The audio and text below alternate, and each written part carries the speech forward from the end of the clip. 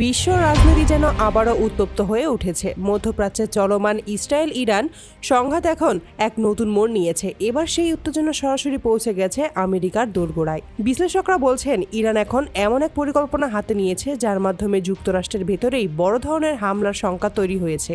একদিকে ইসরায়েলের ধারাবাহিক হামলা, অন্যদিকে সাবেক মার্কিন প্রেসিডেন্ট ডোনাল্ড ট্রাম্পের সাম্প্রতিক মন্তব্য, সব মিলিয়ে পরিস্থিতি দিন দিন ভয়াবহ দিকে এগোচ্ছে।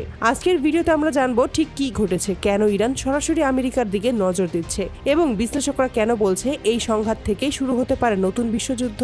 সম্প্রতি ইসরায়েল ইরানের ভেতরে একাধিক সামরিক ঘাঁটিতে বিমান হামলা চালায়। এই হামলার ফলে ইরানের কয়েকটি ড্রোন ও ক্ষেপণাস্ত্র প্রকল্প ক্ষতিগ্রস্ত হয়। তখন থেকেই ইরান ইসরায়েলের পাশাপাশি যুক্তরাষ্ট্রকেও দায়ী করে আসছে। ইরানের অভিযোগ, এই হামলার পেছনে ইসরায়েল একা নয়, তাদের গোয়েন্দা ও সামরিক সহায়তা দিয়েছে যুক্তরাষ্ট্র, বিশেষ করে সাবেক মার্কিন প্রেসিডেন্ট ডোনাল্ড ট্রাম্পের প্রশাসন। যদিও হামলার সময় ট্রাম্প এসব অভিযোগ অস্বীকার করেছিলেন, সম্প্রতি তিনি নিজের সোশ্যাল মিডিয়ার একটা পোস্টে লিখেছেন, আমরা জানতাম কি হতে যাচ্ছে।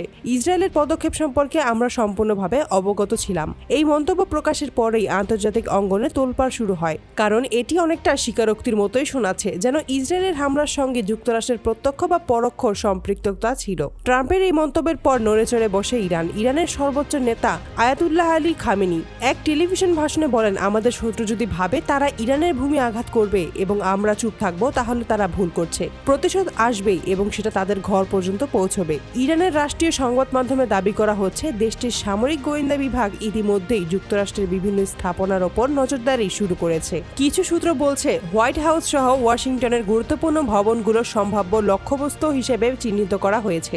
যদিও এসব তথ্যের কোনো আনুষ্ঠানিক নিশ্চিতকরণ পাওয়া যায়নি, তবুও বিশ্লেষকরা সতর্ক করেছেন, ইরান তার সামরিক সক্ষমতা দেখাতে এবং প্রতিপক্ষকে ভয় দেখাতে এ ধরনের বক্তব্য ও পরিকল্পনা প্রকাশ করেছে। মধ্যপ্রাচ্যে যুক্তরাষ্ট্রের উপস্থিতি বরাবরই বিতর্কীয়। ইরাক, সিরিয়া, আফগানিস্তান প্রতিটি দেশই মার্কিন হস্তক্ষেপকে কেন্দ্র করে ইরানের সঙ্গে যুক্তরাষ্ট্রের সম্পর্ক তিক্ত। এখন ইসরায়েল ইরান সংঘাতের সুযোগে যদি ট্রাম্প প্রশাসন ইসরায়েলকে সহায়তা দিয়ে থাকে, তাহলে ইরানের প্রতিক্রিয়া খুব স্বাভাবিকভাবেই যুক্তরাষ্ট্রের দিকেই যাবে। আন্তর্জাতিক নিরাপত্তা বিশ্লেষকরা বলেছেন, ইরান জানে যে সরাসরি যুদ্ধ শুরু করলে তারা যুক্তরাষ্ট্রের সামরিক শক্তির সঙ্গে টেক্কা দিতে পারবে না। তবে তারা গোপনে সাইবার হামলা, গুপ্তচর বৃদ্ধি ও প্রক্সি মিলিশিয়া গোষ্ঠীর মাধ্যমে মার্কিন স্বার্থে আঘাত হানতে পারে। অন্যদিকে ট্রাম্পের মন্তব্য রাজনৈতিক বিশ্লেষকদের চোখে একটি পরিকল্পিত প্রচেষ্টা। তিনি আবারও বিশ্ব রাজনীতিতে নিজের প্রভাব দেখাতে চান এবং সম্ভব হলে যুদ্ধোত্তর কূটনীতি সুবিধা নিতে পারেন। ইরান ইসরায়েল উত্তেজনা নতুন নয়, কিন্তু এবার যুক্তরাষ্ট্র সরাসরি আলোচনায় চলে আসায় পরিস্থিতি অনেকটাই জটিল হয়ে গেছে। জাতিসংঘ এবং ইউরোপীয় ইউনিয়ন ইতিমধ্যে সব পক্ষকে সংযত থাকার আহ্বান জানিয়েছে, কিন্তু বাস্তবে মাঠের পরিস্থিতি অন্যরকম। ইরান সীমান্তে সেনা সংখ্যা বাড়াচ্ছে, ইসরায়েল নতুন প্রতিরক্ষা ব্যবস্থা স্থাপন করছে, আর যুক্তরাষ্ট্র মধ্যপ্রাচ্যের নৌঘাটিতে বাড়াচ্ছে টহল। এমন প্রেক্ষাপটে অনেক বিশ্লেষক বলছেন, একটি ছোট ভুল হিসাব বা উস্কানি একটি বড় যুদ্ধের সূচনা ঘটাতে পারে।